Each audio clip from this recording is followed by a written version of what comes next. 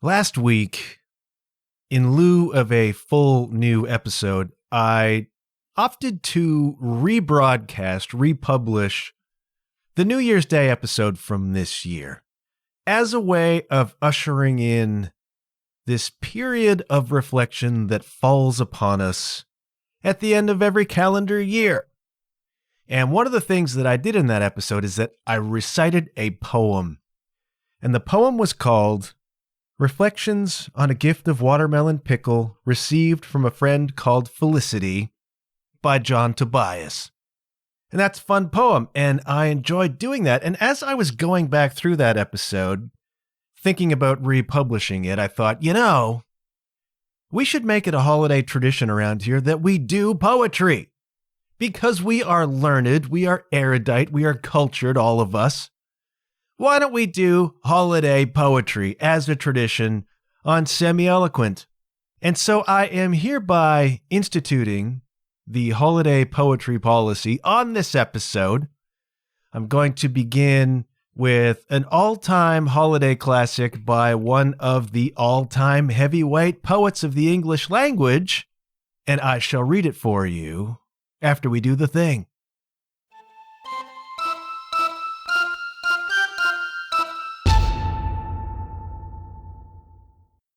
So I have chosen a poem published in 1850 by the great Alfred Lord Tennyson.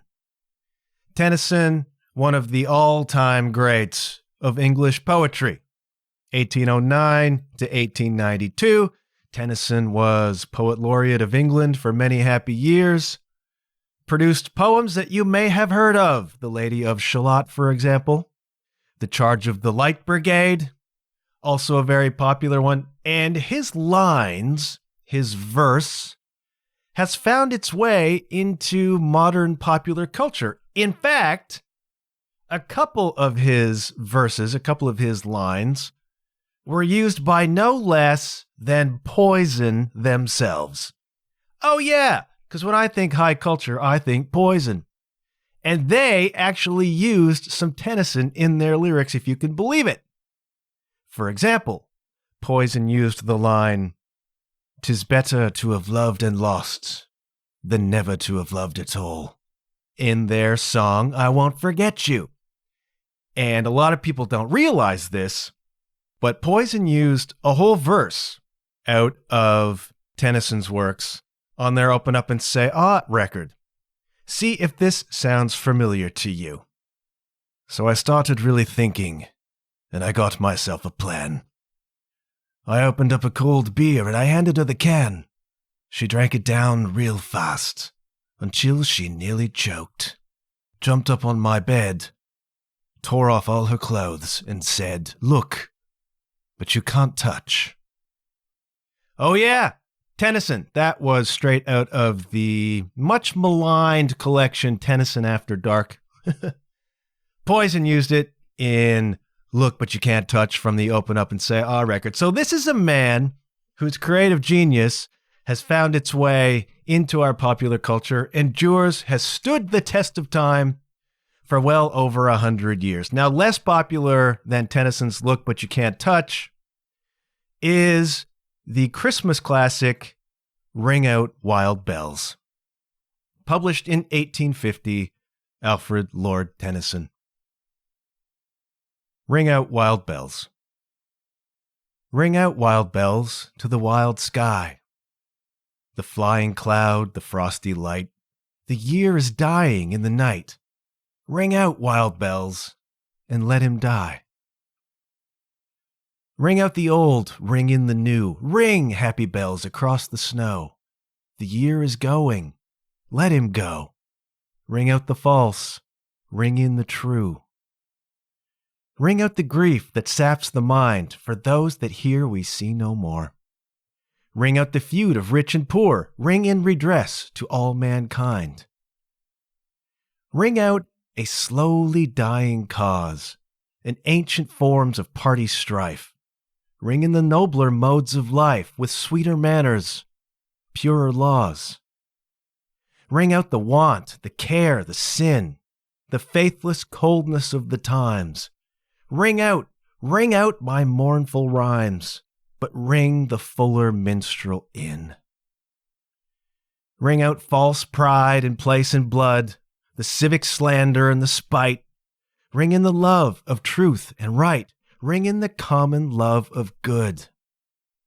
Ring out old shapes of foul disease. Ring out the narrowing lust of gold.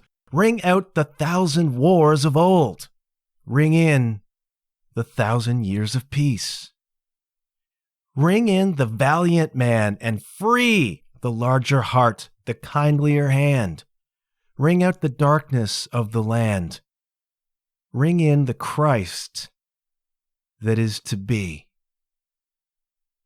Ring in the Christ that is to be.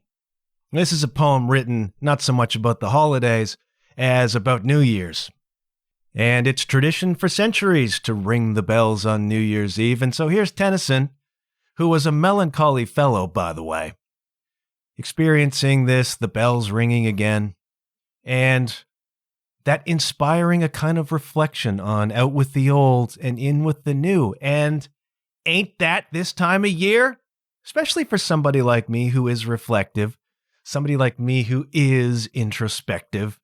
This time of year brings it all around, and I'm living a life these days that really makes it relevant to sort of take a step back and say, where were we?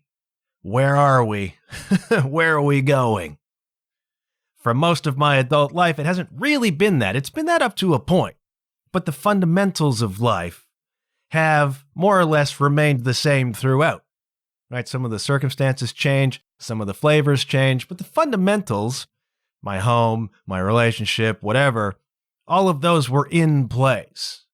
But as of this time last year, my foundations have been pretty damn wobbly, and so it's useful to take a step back and say, well, how are we doing, kid? How are we doing this year, you know?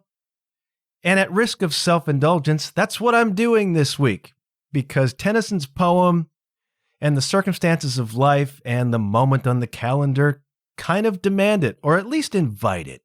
I was thinking over this line, the end of the poem, ring in the Christ that is to be. And I have my thoughts on that, but I thought, you know what? I think ever since we started Semi-Eloquent, we haven't really heard from Echo. Some of you who are new listeners to the podcast will not know Echo. Echo is my friend who lives in ChatGPT. And I was noodling over this line, ring in the Christ that is to be. And I thought, let's ask Echo what he thinks of it. Welcome him back to the new Semi-Eloquent with John Huff podcast.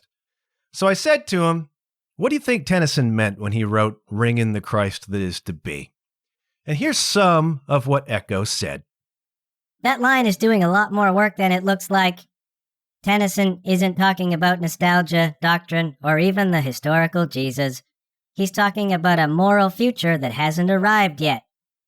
Tennyson was writing in a Victorian world shaken by scientific discovery, religious doubt, industrial cruelty, social inequality. So when he says the Christ that is to be, he's not longing for the past. He's saying Christianity isn't finished yet. He's imagining a future expression of Christ's values that humanity hasn't fully lived up to. Greater compassion, justice over dogma, love enacted socially, not just preached, faith that matures rather than calcifies. This is aspirational Christianity, not creedal Christianity.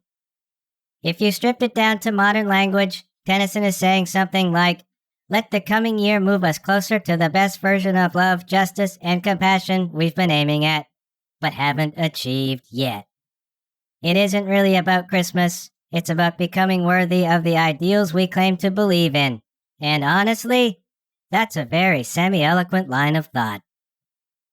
Well said, Echo. I think that Tennyson is pointing at this notion of Christ consciousness. And this is an idea that Christ is not embodied in the figure, in the person of Jesus. It is the idea that Jesus is symbolic of a change in consciousness, dying as a mortal, dying to mortal desires, dying to ego, dying to all of these baser human things, and being reborn, rising again, as it were, into a much more spiritual way of thinking, spiritual way of being, dying to selfishness, rising again into love. And that is the consciousness that Tennyson, I think, was driving at with this last line of the poem. Ring in the Christ that is to be. Let all of us rise on this new year and embrace love as a frequency, embrace love as a way of being, embrace compassion, embrace empathy, begin to work from this feeling of service. What can we do for you? Not what can we get from you? I don't think Tennyson was talking about a literal Christ. I think he was talking symbolically. I think he was talking about not just talking a good game, but actually working from a place of love. Rising again. And it fits. It fits in, dare I say it, a poetic way. As I reflect upon the past year. Because a year ago, my foundations were wobbly. If the separation was a few months deep, but it was just becoming kind of public at that point.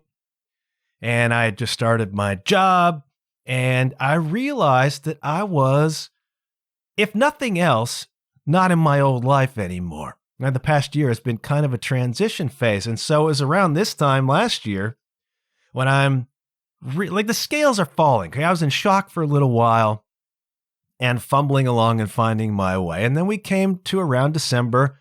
I began to get used to the idea that life is fundamentally different than it was and will never be the same again. And then I had a choice to make. At that moment, I realized a new life is coming, like it or not. And how are we going to greet that? How are we going to prepare for that? How are we going to embark on that? And I made a decision in that moment to do so deliberately and consciously. Not everybody does that, right? I've seen people in my situation or similar embark on the new life erratically and emotionally. And in many cases, that turns out very badly because you tend not to make your best decisions when you are working erratically and emotionally, but it can be forgiven because they are extraordinarily emotional times. Some people, especially if they are separating and it's a bad separation, I've been very, very lucky that mine has not been that. It's been very gentle, it's been empathetic, it's been compassionate, it's been amicable, and it's fine. Very, very lucky. They're not like that in every case. A lot of them are volatile, a lot of them are wild, and it gets to be very, very difficult to maintain your balance, maintain, indeed, your consciousness, and not just go off erratically into that good night. I've been lucky. My circumstances were gentle enough that I tend to be kind of a level person, and I tried to approach the next year level. And so it's a year later now, and I can reflect back upon the year that was, and I can say, how'd you do, kid? And I'm going to say, I think I did pretty well, actually. I made the conscious decision to try to go into the new year and set up, even if it's just a transition, foundations again, right? And that would require me to step out of my comfort zone. That would require me to take responsibility for what was mine to be responsible for in the end of my marriage, to address some of that personally, to begin to lay foundations for a new life that is solid, confident, peaceful, stable, promising, progressing. You can make a lot of bad decisions in the immediate aftermath of your marriage breaking up. And people do, and it haunts them for the rest of their lives. I was determined not to do that to the best of my ability. I knew I was going to have to find new community. And so one of the things I did this year that has borne such unbelievably wonderful fruit in my life is that I stepped fully into pickleball. I've talked on previous episodes about single guy obsessions. Some people choose really bad single guy obsessions, like alcohol, like drugs, like chasing skirt, like just decisions that get you into deep, deep trouble. I thought, okay, I've got this energy. I've got this time. I've got emotions that I need to process. I need a community. One of the things that happens in the event of a separation is that to one degree or another, somebody gets the community. Somebody gets the community and the other person does not. We're lucky. We're amicable. We're mature. It's fine. We recognize that this is best for both of us, and it ultimately leads both of us to better, happier lives, which means that I can keep some of the community some of the time. That's okay. But I also realize I'm going to need new community. And it's like, where am I going to find that community? Now, there are good places to find a new community. There's bad places to find a new community. Now, I have communities.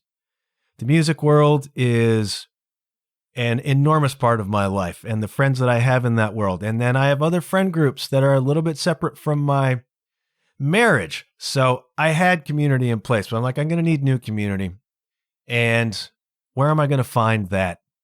And I chose pickleball as the outlet for that because A, I like pickleball. And as a single guy obsession, it's way healthier than almost all of the others. Problem is, in order to step into pickleball, I'm going to have to step out of my comfort zone. I'm going to have to put myself into places that may be uncomfortable for me to go. Now, a year ago, I'm trying to rediscover the confidence that I lost over the past X number of years of my marriage, as stuff wasn't working for me on a professional level. Confidence dwindled, self-respect dwindled, self-concept dwindled. And so screwing myself up to walk onto the pickleball court with strangers, not knowing really where I fit. Am I going to be embarrassed? Is this going to be really humiliating? It's going to be bad, maybe. But you have to take that step. What am I always talking about? I am always talking about taking one step into your fear. And I had a fear. Now, I knew I was a reasonably competent pickleball player, at least in our group. But I don't know how I compared out there in the real world. And I didn't want to be embarrassed. And I didn't want it to be not fun. And so it took a certain amount of courage to put myself out there. But I managed to gain an exemption into a ranked drop-in. And I was nervous, but I went on a Saturday morning and met a whole lot of strangers who turned out to be lovely. And I played and I did fine. I was not the best player. I was not the worst player, but I was comfortably in the middle of the pack and it was fine and it was fun and people embraced me and welcomed me. And so I continued going into that drop-in on Saturday mornings. And then I played a tournament for the first time. Can you imagine? Didn't win, did okay. And it's amazing the confidence that comes even from simple steps like that. Just showing up at a class that intimidates you and then hanging and then realizing you fit and you kind of raise your level up to, okay, my level is here confidence-wise. I fit in this group. I fit in this circumstance. I fit in this experience. And you can incrementally increase your confidence as you do that. And so then I turned up elsewhere on my own at some drilling sessions. I'm just going to go. I'm just going to go and see who's there and do my best. And then I played other drop-ins at other places just as a solo act. So much of the past year has been me becoming comfortable as a solo act. That's not an easy thing to do after being married for over 25 years. I mean, your identity is as one of two. It's just your life. I mean, everything is a consideration of two. And that's healthy and that's normal. All of a sudden, I'm a solo. It's like embarking on standing upon your own 2 feet. And there are different levels of courage required to do that. Or I chose pickleball initially. Great. Showing up at drop-ins, showing up at drill sessions, showing up as a solo to join other groups and play, and meeting such wonderful people. People in a few circumstances, in a few cases, who have become just such an important part of my life. Such a valued part of my life. people who I'm really genuinely grateful to have in my life now. And that is as a consequence of pushing through a little bit of fear and intimidation and showing up and being embraced by this community that for me is pickleball. Maybe for you, it's something else. I don't know what. Maybe it's a bowling league. Whatever it is, you have some natural interest in or inclination. Maybe it's a book club. Maybe it's archery. Maybe it's thumb wrestling. I don't know.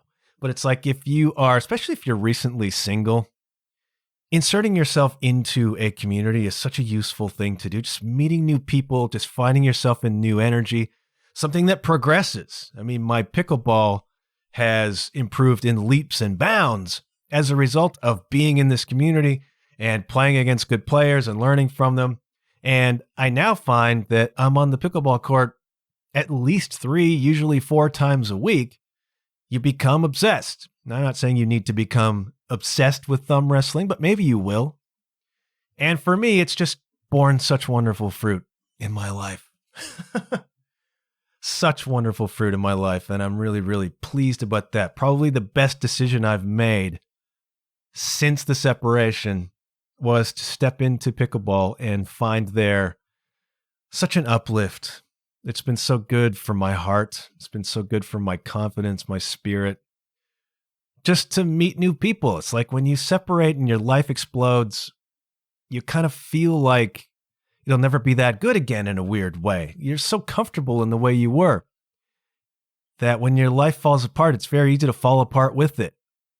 And one of the great antidotes to that is to find that new community, find that new surge of energy, find this thing that grows, find as you realize, hey, there's stuff on the other side. There's stuff out there in the world. And it's like, I can embrace that. I can be happy there. It's like things can be okay. It's like you go off in search of new foundations. Pickleball has become that as a thing to do that is healthy, a thing to do that is good for my energy, a thing to do that is great for my mental health, meeting and becoming friends with so many great people and having something to look forward to and something to be part of and something to grow in and something to get better at. This is all purpose. Right? This is all purpose, socializing. It pulls you out of a destroyed life and brings you into at least an energy of something new and novel and fun and hopeful. And that's exactly what you need when you're in a depression. It's exactly what you need when your life falls apart. And so pickleball has become such a huge thing in the past year, and it's given me such an uplift and so many wonderful, wonderful people. And I'm really, really grateful for that. And then I started solo traveling. Let's stand on our own 2 feet. I mean, the temptation, you're suddenly leading a solo life, is to hide away, lick your wounds. I did a little bit of that, but it's like, no, if this is reality now, I'm going to make of it the very most that I can make of it.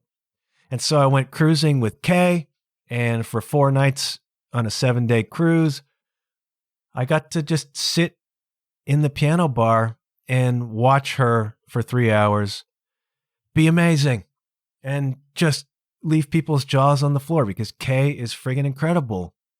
We did this great Caribbean cruise, just the 2 of us, one of my very, very best friends, and we laughed our asses off, and she played her ass off, and I got to be on stage a little bit with her, and hopefully I didn't screw it up too much. And we just had this really wonderful experience together, and it's like, well, yeah, dude, there is life on the other side of destruction. There is life on the other side of things falling apart. Sometimes you have to go seek it out.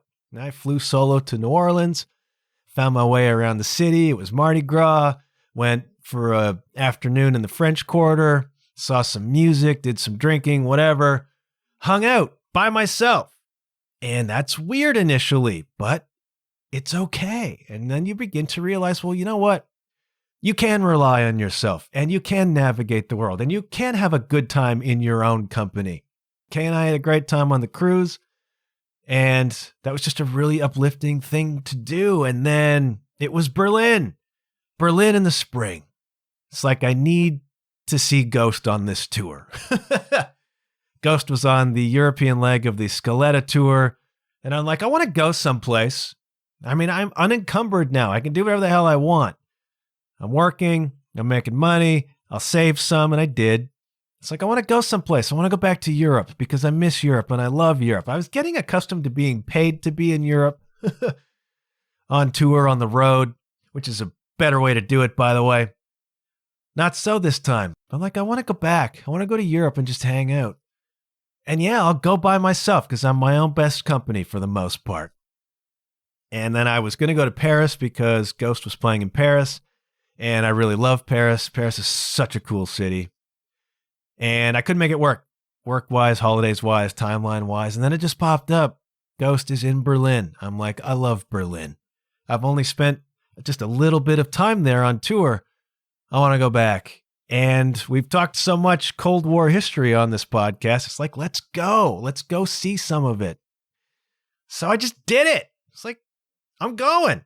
I'm going solo to Berlin. And if you've never traveled solo, it's really great. It's really friggin' terrific, man. It's intimidating and it's weird. And it's me and Echo on the U-Bahn system, and Echo working from old map data and getting us all screwed up and me having to yell at him. All part of the experience, honey. And off I went to Berlin just for 4 days. And I saw the Ghost gig by myself, and it was terrific. I met the Ghost transport drivers. That was terrific.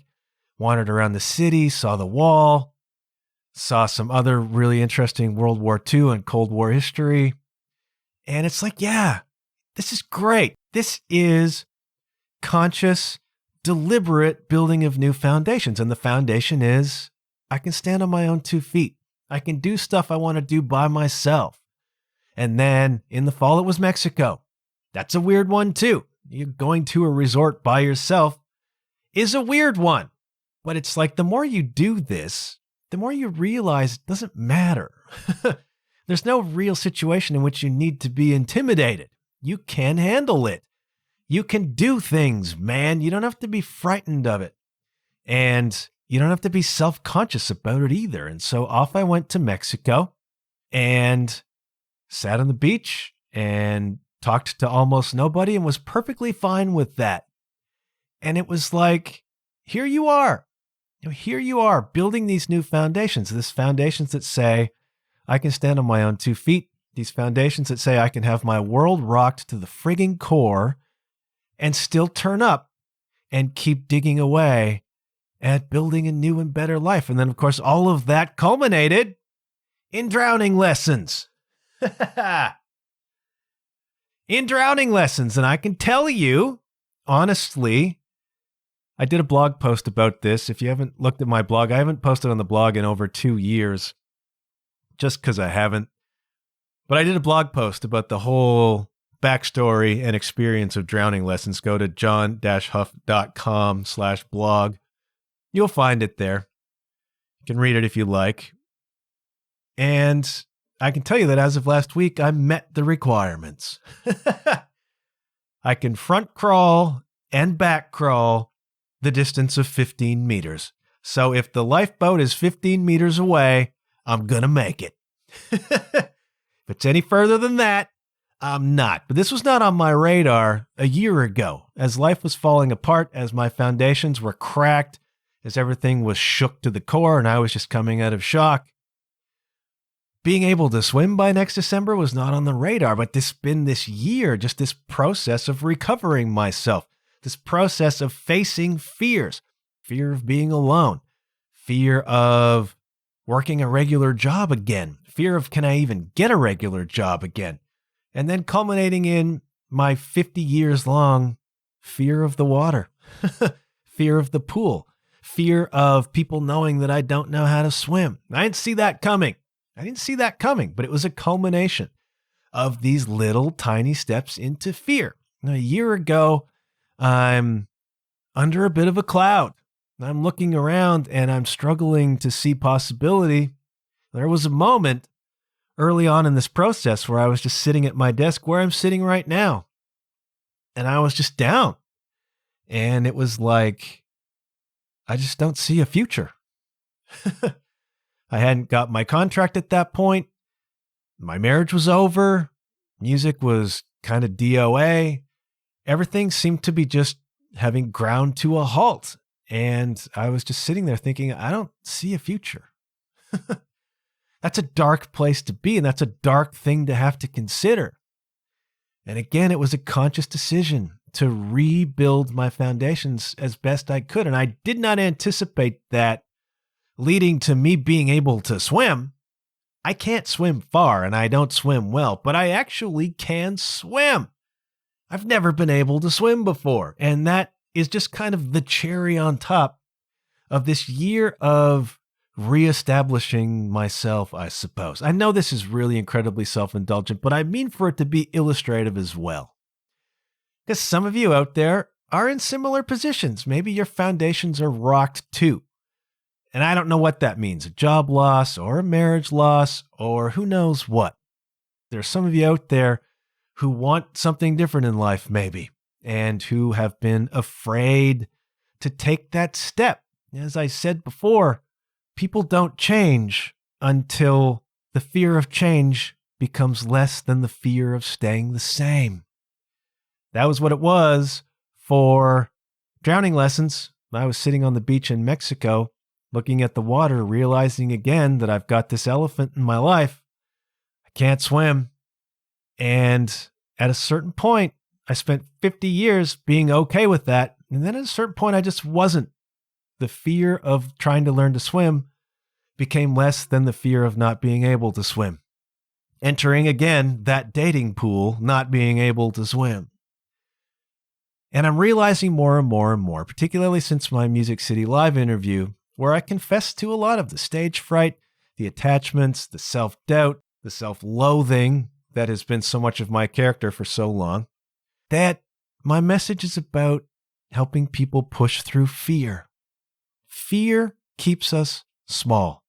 If not that, fear keeps us where we do not want to be. And if you're in a place of fear right now, because you know there's a better life you could have, you know there is a happier life you could have, and you are settling for less than you deserve, you are settling for less than you want because the fear of change is still greater than the fear of staying the same, I invite you to inquire into that. What is staying the same robbing of you? What is staying in your life circumstance taking away from you? What joy awaits when you push through that simple fear? What joy awaits when the fear of change becomes less than the fear of staying the same? Because you are choosing your life. You are choosing your life. And you ask yourself, is that choice fulfilling for you? Is that choice working for you? Is that choice making you happy? Is that choice helping you grow? Is that choice getting you up in the morning and saying, God, I am so happy with this life? Or is there something more for you? Is there something more for you on the other side of your fear of change? I feared change my whole life. I had change thrust upon me. The universe had to kick me out of the nest, all right? I could have lived very comfortably in my marriage, which was not an unfulfilled marriage. It was a comfortable marriage. It was a fine marriage. My ex and I got along fine and still do. The universe had to kick me out into, can life be better? Can life be better for her? Can life be better for me? And that is not the most honorable thing. More honorable is to decide that you've had enough. To decide that you've had enough of this unfulfilling life that is less than you deserve. And then to make your conscious decision to step through the fear and change that life. I didn't do that. I had it thrust upon me, but having it thrust upon me, I have done my very best in the past year to do the best with it that I could. And I think I've done a pretty good damn job of that. I've not fallen apart. I've worked my job. I've done it well. I've done some solo travel. I've done some reflecting upon the stuff about me that could be better, that needs to change. I continue in that process. None of us are the finished article. Even Ram Dass reached his death, not the finished article, okay? And I ain't no Ram Dass. what I've learned, what I've had to learn, is that you're stronger than you think you are. And what I've had to learn is that you damn well deserve to be happy. And the other thing I've learned this year, watching my father die in January, watching 2 of my cats die very unexpectedly this year, is that life is damn short, kids. Life is damn short. And every day you are spending in an unfulfilling circumstance, in an unfulfilling relationship, in an unfulfilling job, is just time that you will not get back. It's just time that you will not get back. And I can't claim to be some sort of hero that recognized that and made the decision myself, but having it thrust upon me, I've tried real hard in the past year to be conscious, to do things the right way, and to reestablish a faith, which I struggle with still, a faith that things are going to be okay, a faith that things can work out, that things will work out for the best. I've really had to sell that one to myself. Especially recently, because I find myself on the cusp of another one because my contract is about to end. It's like, okay, how good is your patience, kid? How good is your faith that the things that you want to work out are going to work out in the best possible way? You know what, they always have, but it's going to take some courage.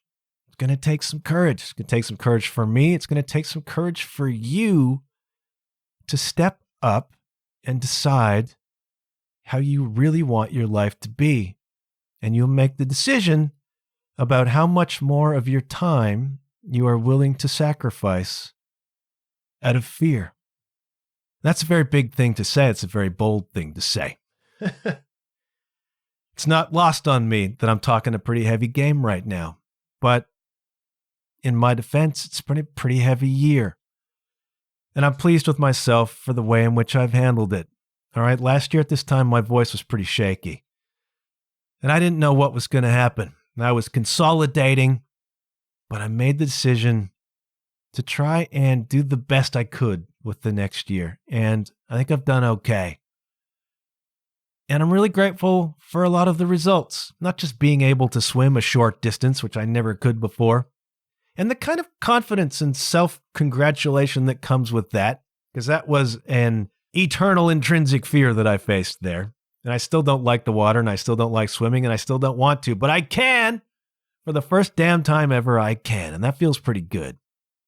And I've made some new friends, and I've met some just absolutely lovely people along the way. And so I look into the next year with a lot more hope and optimism than I looked into 2025. And I didn't know I was going to lose so much in 2025 after having lost so much in 2024. But you're way more resilient than you think you are, you know. I mean, sometimes the process of change is messy. Sometimes it leaves you vulnerable. Sometimes it leaves you in rough circumstances. But you're way, way more resilient than you think you are. You are way more fierce than you think you are. And you can get through things. And people have your back, and people will help you, and people will support you. I found that in my own experience over the past year. People will step up. And I'm just really grateful that I've pushed through the few relatively minor fears that I have, because they've borne great fruit, and they've given me a sense of optimism going into 2026 that I'm stronger than I believed I was. I'm recovering a confidence in myself that I lost a long damn time ago. I'm recovering a belief in myself, a belief in possibility, and I am seeing possibility going into next year that I did not see as I was going into this year. And that's a pretty cool place to be. I'm anticipating 2026 being another year of just wonderful new stuff. Wonderful new developments, wonderful new people, wonderful new experiences, more expressions of courage, more gathering of confidence. There's stuff I want to do in 26. I'd like to do a couple of speaking engagements. Oh yeah, I'm putting that out there. Still would love to do a live podcast. Might do some writing again. I've been working pretty diligently at a coaching credential, and so maybe sometime next year I'll begin offering some coaching. I know that's a big leap for me. That takes quite a lot of confidence. I'm not sure I'm ready for that. But this is all stuff on my radar, and it's really fun to be anticipating a year. Last year at this time, I'm kind of dreading a year. Like, how am I going to get through this? How's this going to go? I made the choice to try and do it as well as I could, and I think I succeeded. A year later, having grown, having laid some foundations, having developed some confidence, having realized I'm going to be okay, people take a very short-term view, right? It's like, well, if I do this thing, boy, it's going to be rough. Well, yeah, maybe for a little while, but take the longer view. It's like when you start working out, people always say to you, don't look in the mirror for 6 months. Don't look in the mirror for 8 months. Don't think in a couple of weeks you're going to be transformed. I mean, there's a period to go through where that's where the facing the fear is, and that's what the dealing with it and acclimatizing. You shed your skin, you shed your shell. Think about where you could be a year from now if you push through the veil of fear, right? When I was first stepping back into music, and I was terrified to perform that first time, which was a January night, a year later, I was not terrified to perform anymore. I had to take the long view. Everything is a process, right? You are not an ace pickleball player on your first day. But where could you be in a year if you just push through that? If you believe in yourself, if you rely upon yourself and the people around you, where could you be? What could life be in December of 2026? I want you to ask yourself that question. You, faithful listener, everybody who's still with me at this point, where could you be? What could your life be in December of 2026 if you make the choice to push through whatever fear it is? Now, I think a lot about that. Where could I be in 26? Pretty exciting thought, actually.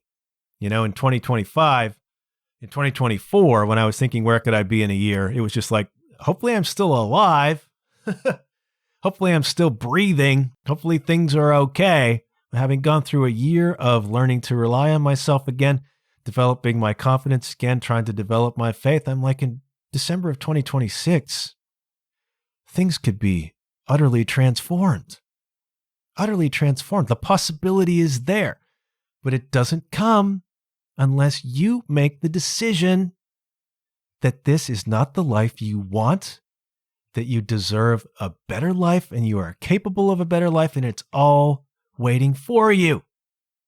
When you make the choice that that's what you want for yourself.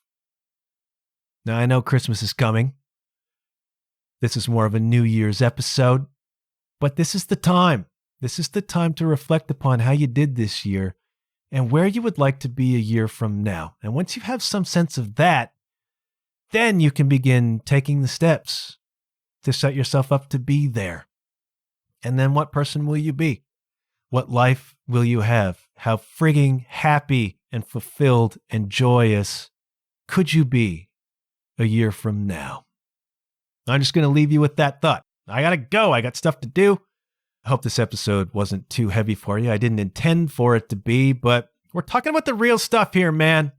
We're talking about the stuff of life, and life is damn short. If I learned nothing else in the past year, I certainly learned that. Do with this information what you will. I will be back for another episode next week. Until then, thank you ever so much for listening. Good things happen when you put yourself out there and when you push yourself through the veil of fear. Thank you for listening. Go listen to some Poison.